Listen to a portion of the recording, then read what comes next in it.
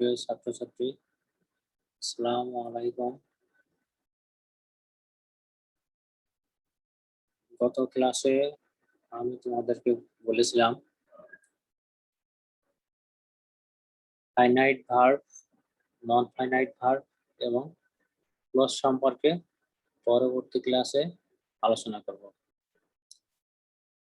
তাই আজকে আমি তোমাদের সামনে উপস্থিত হয়েছি এই বিষয়গুলো নিয়ে আলোচনা করার জন্য।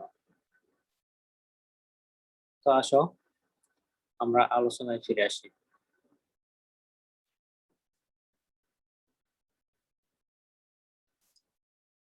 ফাইনাইট ভার্ব বা সমাপিকা ক্রিয়া। ফাইনাইট ভার্ব কাকে বলে? যে সকল ভার্ব নাম্বার, পার্সন ও টেন্স অনুযায়ী পরিবর্তন হয় এবং বাক্যের অর্থ সম্পূর্ণ করে তাদেরকে ফাইনাইট ভার্ব বা সমাপিকা ক্রিয়া বলে।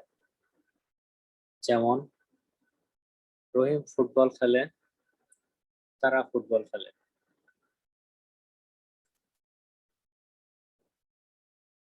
English definition: those verbs change according to their number, person or tense and clearly express sentence meaning. Those verbs are called finite verb. As Rohim plays football, they play football.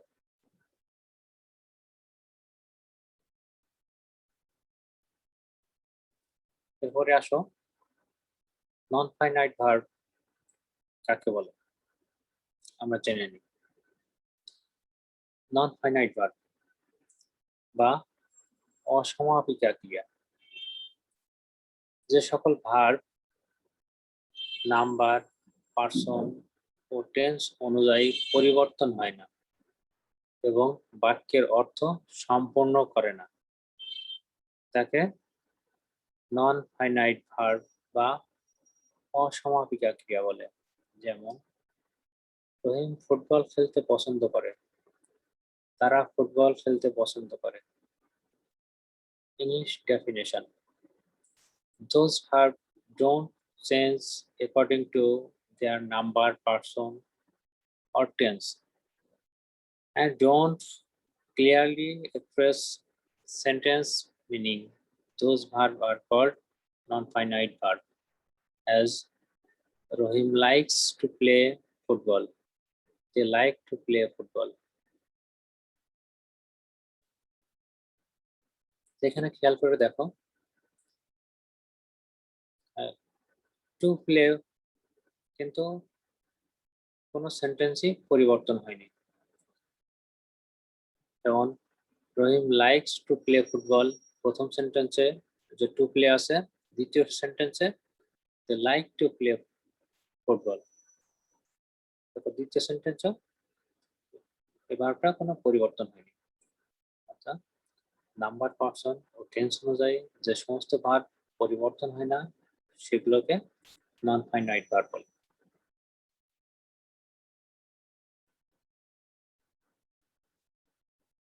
এরপরে clause.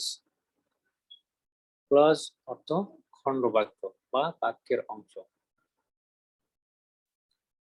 যে শব্দ সমষ্টিতে একটি কর্তা ও একটি সমাপিকা ক্রিয়া থাকে এবং বৃহত্তর বাক্যের অংশ হিসাবে কাজ করে তাকে খণ্ডবাক্য বা ক্লজ বলে। যেমন আমি রহিমকে ফুটবল খেলতে দেখলাম।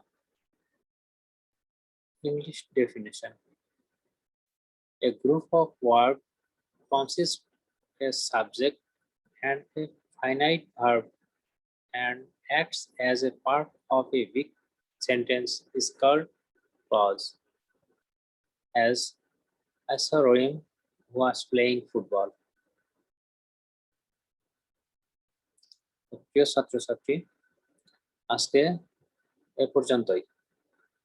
পরবর্তীতে অন্য বিষয় নিয়ে তোমাদের সাথে আমি আবার কথা বলবো। সবাই ভালো থেকো, সুস্থ থেকো। আল্লাহ হাফেজ।